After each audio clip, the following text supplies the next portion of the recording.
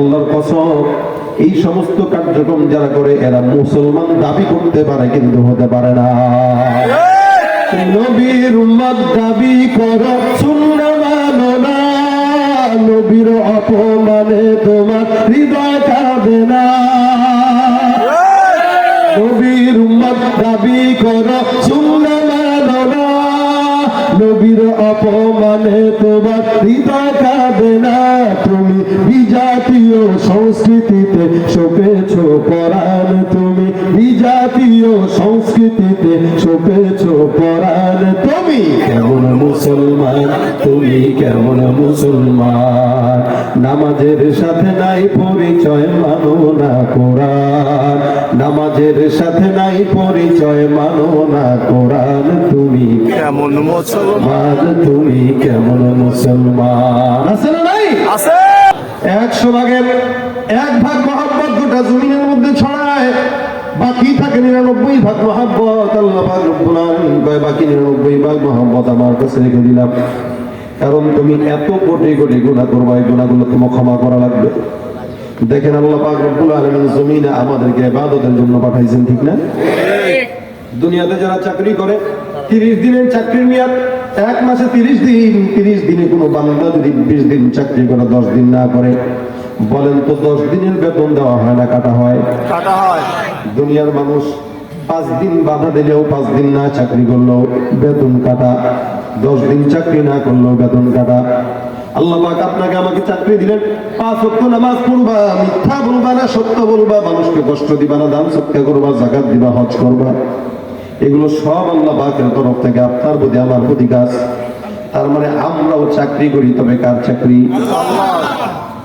এই যে চাকরিটা আল্লাহ পাক রব্বুল আলামিন আমাদেরকে দিলেন, ফজরের নামাজ পড়ি না, যোহরের নামাজ পড়ি না, আসরের নামাজ পড়ি না, আল্লাহ পাক চাইলে বেতন কাটতে পারতেন কিন্তু কাটেন না। ফজরের নামাজ না পড়লে সকালবেলা নাস্তা করতে পারবি না, যা যদি এটা আল্লাহ চাইতেন পারতেন কিনা? ফজরের নামাজ পড়বি না, সকালের নাস্তা কিনতে পারবি না, এখানে একটা দরজা লেগে যাবে। জোহরের নামাজ পড়বি না, দুপুরে খানা কিনতে পারবি না, দরজা লেগে যাবে। আসরের নামাজ পড়বি না, বিকালবেলা চা নাস্তা কিনতে পারবি না। মাগরিবের নামাজ পড়বি না, রাতের খাবার খাইতে পারবি না। এশারের নামাজ পড়বি না, ঘুমাইতে পারবি না। আমার মাওলা যদি চাইতেন বান্দাকে এই আযাবগুলো দিতে পারতেন কিনা? পারতেন। কিন্তু দেখবেন যে এই বান্দা যত বেশি নাফরমান তার মত বেশি নিয়ামত দিয়ে রাখে। ঠিক। ঘুষখোরগুলোরে ছাড় দিয়ে রাখে, সুদখোরগুলোরে ছাড় দিয়ে রাখে। ঘুষ খায় তো খায়, আবার সুন্নত মনে করে গুনা গুনা খায়। সংবাদে দেখছেন না, ঘুষ খাইতেছে, আর ভাই গুনে নেওয়া সুন্নত, গুনা খায়, গুনে নেওয়া সুন্নত। ঘুষের টাকা বলে গুনে নেওয়া সুন্নত। সুদের টাকা খায়, আর বাবা এটা ইন্টারেস্ট খাইতেছি, সুদ না।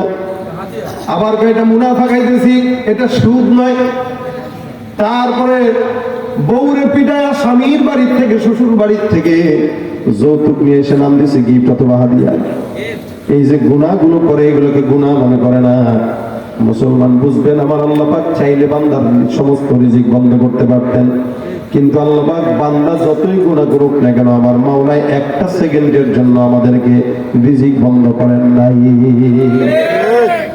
সেদিন আমাদের এক বন্ধু, তার মার খুব খারাপ একটা হালত হয়ে গেছে, তো হাসপাতালে কি বলে ওই শ্বাস প্রশ্বাসের জন্য কি একটা অক্সিজেন নেওয়ার জন্য হাসপাতালে ভর্তি দিচ্ছে।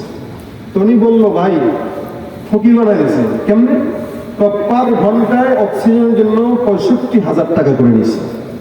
ঘন্টায় কত? 65,000। কি নেওয়ার জন্য? অক্সিজেন। আচ্ছা আমি আপনি নিতেছি। আচ্ছা বলেন, এই বেচারার মাকে নেওয়ার পিছনে মনে হয় একদিনও হয় নাই, অল্প কিছু সময় রাখছে, কয়েক ঘন্টা, তার 8 লাখ টাকা না 9 লাখ টাকা শুধু অক্সিজেন বিল দেওয়া লাগছে।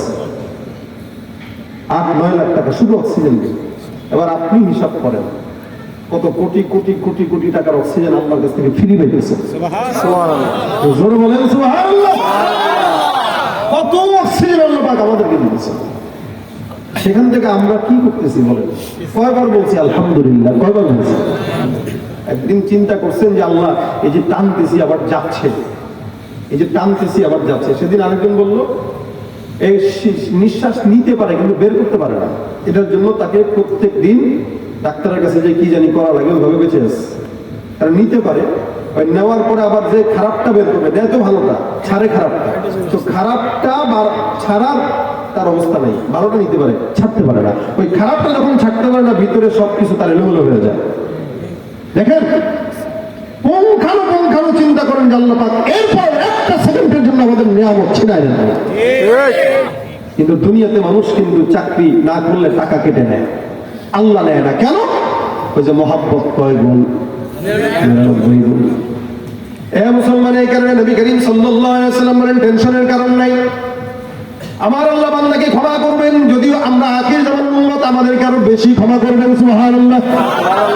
হাদিস শরীফে পয়গম্বর সাহাবাদেরকে গল্প শোনায়, নবী করিম ডাক দিয়া বলেন, সাহাবায়ে ইকরামের দল, তোমরাও শোনো, গোটা উম্মতরাও শুনবে। পূর্ববর্তী জামানায় এমন একজন বান্দা ছিল, যে বান্দাটা একটা নয়, দুইটা নয়, 99টা খুন করছে। 99টা খুন করার পর বান্দার কলবের মধ্যে আসছে, আল্লাহ মাফ চাওয়া লাগবে। এতগুলা খুন এখানে কেউ আসেননি, করছেন? একটা করছেন নি? আছেন কেউ? থাকলে বলবে না, এটা কি বলো জিনিসটা কি নিয়ে? আমাদের দেশের রাজনীতি মানে হইলো একটা মারো। 99টা খুন করলো। 99টা খুন করার পরে একজনের কাছে গেছে, আবেদ বান্দা। আলেম আর আবেদ এক জিনিস নয়। আলেম দিনের জ্ঞান সম্পূর্ণ লোক, আবেদ শুধু ইবাদত করতে জানে, লেকিন আমল জানে না, এলম নাই। আবেদের কাছে যায়, ডাক দাও, হুজুর আমার অন্যায় হয়ে গেছে, 99টা খুন করলাম, আপনি বলেন দেখি আল্লাহ পাক রব্বুল আলামিন আমাকে ক্ষমা করবে কিনা। ওই যে আবেদ বলছিলাম, আবেদের তো এলেম নেই। আবেদ কয়টা খুন করছে? 99টা। আরে পাগল ছাগল, আমার খানকারে না পাক বানাই দিয়ে আসছে, বেটা ভাগ এখান থেকে। 99টা খুন যে বান্দা করে, বান্দা কত সন্ত্রাসী, এমন সন্ত্রাসীর কপালে আল্লাহ পাক রব্বুল আলামিনের ক্ষমা চুকবে না। বেচারা এরা ধমক দিয়ে ভাগাই দিতেছে। 99টা খুনের অধিকারী বান্দা, মেজাজ গরম হয়ে গেছে, কয় কি এ আমার সন্ত্রাসী অবস্থা দেখে নাই, যার কারণে আমার সঙ্গে খারাপ ব্যবহার করতেছে, মাথার মধ্যে শয়তান চেপে বসছে। বেচারায় কয়, আরে 99টা খুন করার পর আমি যদি ক্ষমা না পাই, তা তোর রাখ মুখে। পকেট থেকে চাকু বার করে হুজুরের পেটের মধ্যে ঢুকাই দিছে, যা খালাস। আগে ছিল 99টা, এখন হয়েছে কয়টা? বেচারা এবার 100টা খুন করার পর দুধ, এই ছুরিটা থাকলেই মুশকিল, খালি মারতে বলছে। ছুরিটারে ভিক্ষা দিয়ে ফেলায় দেওয়া, কয় না আল্লাহ আমার 100টা খুন হয়ে গেল মালিক, এত বড় খুন করলাম, আল্লাহ ক্ষমা তো দরকার। হাঁটতে হাঁটতে একজন আলেমের সঙ্গে দেখা, ডাক দিয়া বলো, আলেম 100টা খুন করলাম, বলো আল্লাহ পাক রব্বুল আলামিন ক্ষমা করবে কিনা, আমার মাওলার কাছে ক্ষমা পাবো কিনা আমার জানা নাই, তুমি একটু আল্লাহর কাছে বলো, আল্লাহ পাক আমাদের যেন ক্ষমা করে। আলেম ডাক দিয়া কয়, কয়টা খুন করছো? বলে 100টা।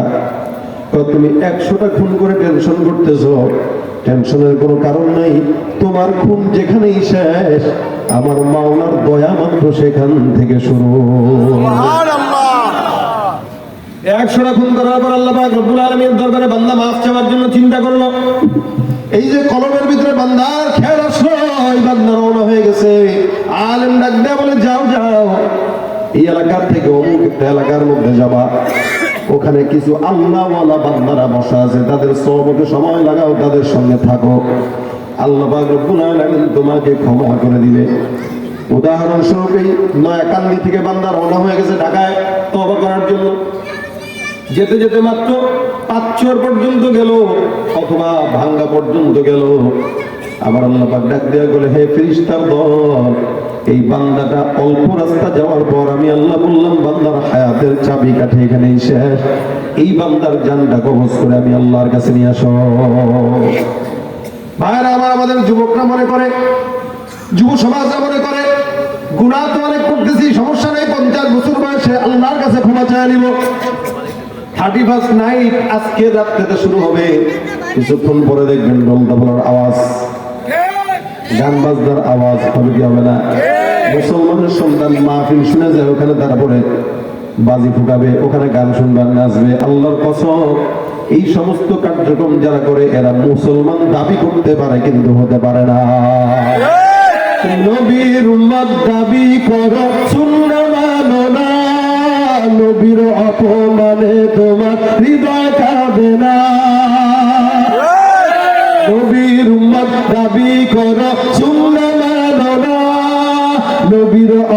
মানে তোমার হৃদয় কাঁদে না, তুমি বিজাতীয় সংস্কৃতিতে শোকেছ পরাণ, তুমি বিজাতীয় সংস্কৃতিতে শোকেছ পরাণ। তুমি কেমন মুসলমান, তুমি কেমন মুসলমান, নামাজের সাথে নাই পরিচয়, মানো না কোরআন, নামাজের সাথে নাই পরিচয়, মানো না কোরআন। তুমি কেমন মুসলমান, তুমি কেমন মুসলমান। আছে না নাই? আছে।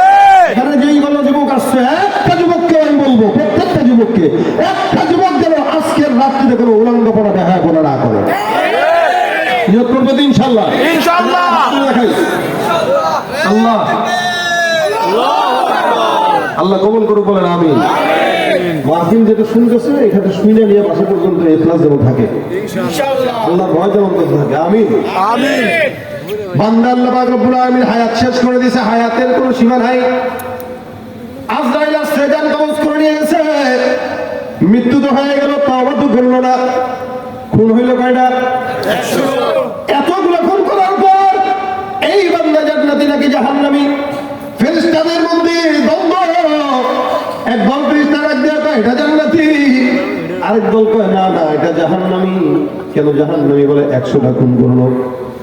জান্নাতের ফেরেশতারা কয় এটা জান্নাতে যাবে, কারণ আল্লাহর কাছে মাফ চাওয়ার নিয়ত করছে। নবী করিম সাল্লাল্লাহু আলাইহি ওয়াসাল্লাম বলেন, এ বান্দা, আল্লাহর নবী ডাক দেয়া বলেন কোন বান্দা যদি নেক কাজের নিয়ত করে, এই যে আপনারা নিয়ত করছেন না রাত্রেবেলা গুনাহ করবেন না, মান হাম্মা বিহাসানাতিন, নবী বলেন কেউ যদি নেক কাজের নিয়ত করে কিন্তু কাজটা করতে পারে নাই, আমার আল্লাহ পাক কাতাবাল্লাহু লাহু হাসানাতান কামিলা, ওই বান্দার আমলনামায় আল্লাহ পাক রব্বুল আলামিন যেই নেক কাজের নিয়ত করলো পরিপূর্ণ ওই নেক কাজের সওয়াব দান করে দিবেন। সুবহানাল্লাহ। ভাইরা আমার, দেখেন বান্দা জান্নাতি যাকে জাহান্নামী যাবে, এই বান্দার এই সিদ্ধান্তটা ফেরেশতারা নিতে পারে না। এক দল কয় জান্নাতি, আরেক দল কয় জাহান্নামী। জান্নাতি ফেরেশতারা আর জাহান্নামের ফেরেশতারা দুইজনের মধ্যে দ্বন্দ্ব লেগে গেছে। আল্লাহ পাক রব্বুল আলামিন এবার মাঝখানে আরেক দল ফেরেশতা পাঠাইলো, কয় যাও যাও এদের মধ্যে সুন্দর করে একটা সমাধান দিয়ে আসো। তৃতীয় পক্ষ ফেরেশতা এসে কয় কি ব্যাপার, কি সমস্যা? বলে এই বান্দা 100টা খুন করছে, এরা জোর করে তাকে জান্নাতে নিয়ে যেতে চায়, কোশ্চিন কালেও জান্নাতে যেতে পারবে না, কারণ সে তওবা করে নাই।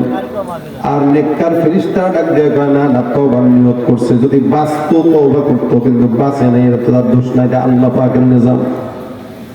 এবার তৃতীয় পক্ষ ডাক দেয়া কয় শুনো, আমি একটা কাজ করি, এই বান্দা তার বাসার থেকে তওবার রাস্তা পর্যন্ত লম্বা দীর্ঘ রাস্তাটা হয়ে গেছে, এই এলাকা থেকে ঢাকা পর্যন্ত যাবে। এখন দেখো বান্দা যে রওনা হয়ে গেছে, ঢাকা পর্যন্ত ছিল 100 কিলোমিটার রাস্তা, এখন দেখো বান্দা 100 কিলোমিটার রাস্তার মধ্যে বেশি গেছে নাকি কম গেছে? যদি 100-র মধ্যে 70 কিলো চলে যায়, যদি রাস্তা তো হবার দিকে বেশি হয়তো বান্দা জান্নাতি, আর যদি রাস্তা মাত্র 30 কিলোমিটার হয় তাহলে বান্দা জাহান্নামী। আসলে তো বান্দার রাস্তা ছিল কম না বেশি? কম ছিল। কি ছিল? কেন কম ছিল? এখান থেকে মাত্র ভাঙ্গা গেছে অথবা 20 কিলোমিটার গেল। এবার এই ফেরেশতার কথা শুনো উভয় পক্ষ, ঠিক আছে হ্যাঁ সুন্দর রাস্তা বাবা শুরু করে দাও।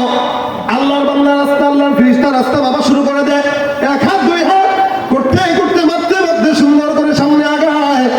এদিক দিয়ে আমার আল্লাহ ডাক দেয়া বলে, জমিন, আমি আল্লাহ পাক রব্বুল আলামিন বললাম আমার বান্দাটা মাফ চাওয়ার জন্য তওবার রাস্তা রওনা হয়ে গেছে। আমি আল্লাহ ডাক দেয়া বললাম, জমিন, তুমি তো আমি আল্লাহর কথা শুনো, যেই বান্দাটার রাস্তা ফেরেশতারা মাপা শুরু করে দিল, ওই বান্দার ঘর থেকে রাস্তাটা, তওবার রাস্তাটা বান্দার জান্নাত পর্যন্ত দীর্ঘ লম্বা করে দাও। বন্দেগানে খাসে আল্লাহ মুলকুয়ুব দরজাহা জানে জওয়াসি সুলকোনো জেমে সরসবু এ পিরাহন শানিদি চরাদর চাহে কিন আনশ নদীদি। ফেরেশতারা রাস্তা মাপা শুরু করে দেয়। আল্লাহ পাক রব্বুল আলামিন ফেরেশতা রাস্তা মাপতে মাপতে মাপতে মাপতে মাপতে তাকায় দেখে আল্লাহর বান্দার জান্নাত পর্যন্ত ওই রাস্তাটা দীর্ঘ লম্বা হয়ে গেছে। ফেরেশতারা তাকায় আছে। তাহলে সমাধান কি? বল দেখো না রাস্তা বেশি, যেদিকে বেশি বান্দার জান্নাত ঠিকানা হয়ে যাবে সেদিকেই। আমার আল্লাহ কয় যাও যাও বান্দাকে বিনা হিসাবে সব কিছু বাদ দিয়া জান্নাতে ঢুকায় দাও। আচ্ছা, বনি ইসরায়েলের লোকরা ভালো ছিল না, এদের ব্যাপারে বদনাম আছে।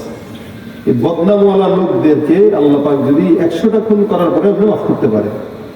আপনি আমি আখির নবীর উম্মত, রাসূল বলেন জান্নাতে গেলে এরা আগে যাবে। কারা যাবে? কথা কর উম্মতে মুহাম্মদী বলতে কোন আমরা বলেন আমরা কারা যাবে? আমরা যাব না, কে যাবে? ইনশাআল্লাহ।